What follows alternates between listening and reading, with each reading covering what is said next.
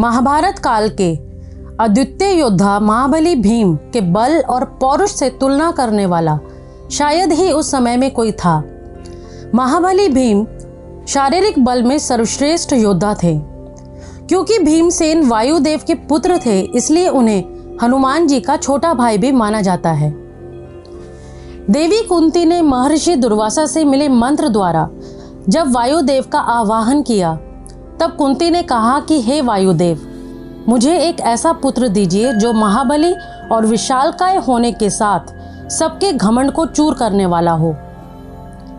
भीमसेन के जन्म के समय आकाशवाणी हुई कि यह कुमार समस्त बलवानों में श्रेष्ठ है। वायुदेव के अंश होने के कारण भीमसेन जन्म से ही अत्यधिक बलशाली थे, परंतु उनके जीवन काल में कुछ ऐसी घटनाएं भी घटित हुईं जिससे उनकी शक्तियों में विस्तार हुआ और हजारों हाथियों का बल उनमें सम्माहित हुआ। आज की इस वीडियो में हम जानेंगे कि भीमसेन कितने बलशाली थे और उनमें इतनी शक्तियां कहां से आईं।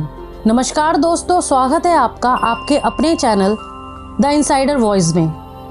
अगर आप हमारे चैनल पर नए हैं तो चैनल को सब्सक्राइब जरूर करें ताकि हम सनातन हिंदू धर्म से जुड़ी पौराणिक एवं रोचक कथाएं आप तक ऐसे ही लाते रहें।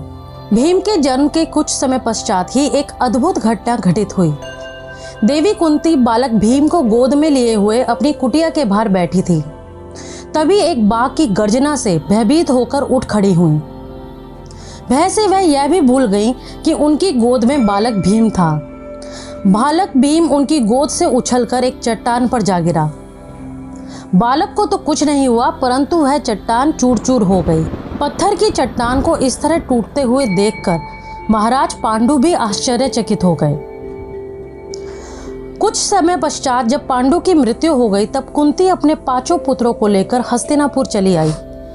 हस्तिनापुर में कौरव और पांडव भाई सभी एक साथ मिलकर खेला करते थे।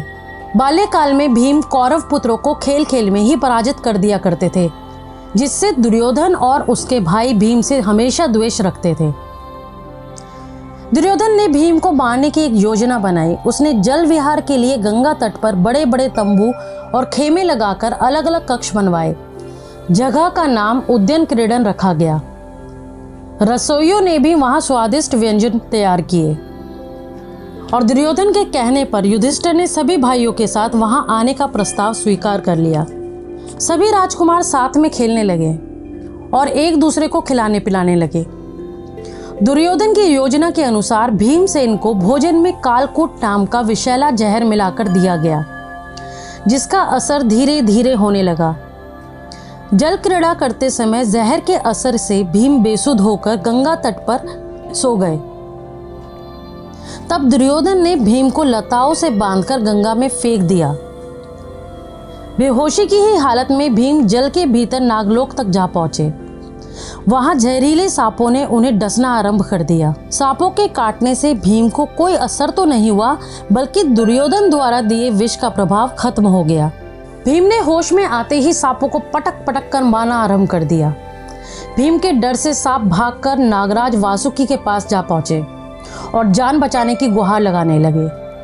पाताल लोक में भीम के हमले से घबराए नागों की हालत देखकर खुद नागराज वासुकी भीम के पास जाते हैं। जहां साथ गए आर्यक नाग भीम को देखते ही पहचान लेते हैं कि वह उनके नाती का नाती है।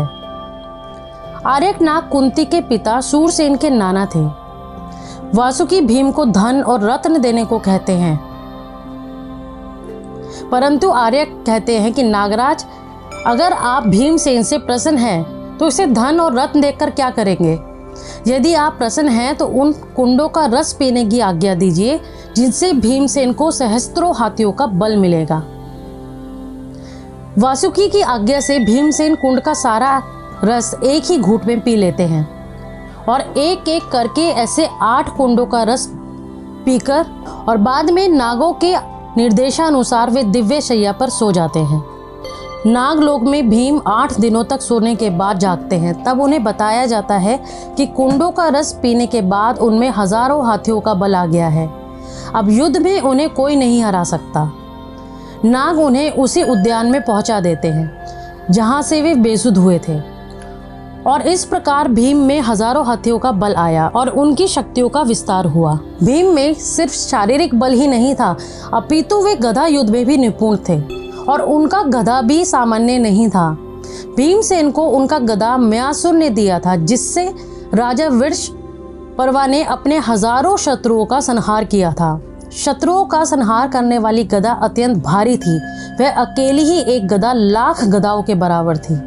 महाभारत के सभा पर्व में म्यासुर द्वारा भीम को गदा और अर्जुन को शंख देने का वर्णन मिलता है और इस तरह उस युग में भीमसेन हजारों योद्धाओं में सबसे शक्तिशाली योद्धा बने। आशा करती हूँ आपको हमारी ये वीडियो अच्छी लगी होगी। तो फिर मिलते हैं हमारी अगली वीडियो में, तब तक के लिए नमस्कार।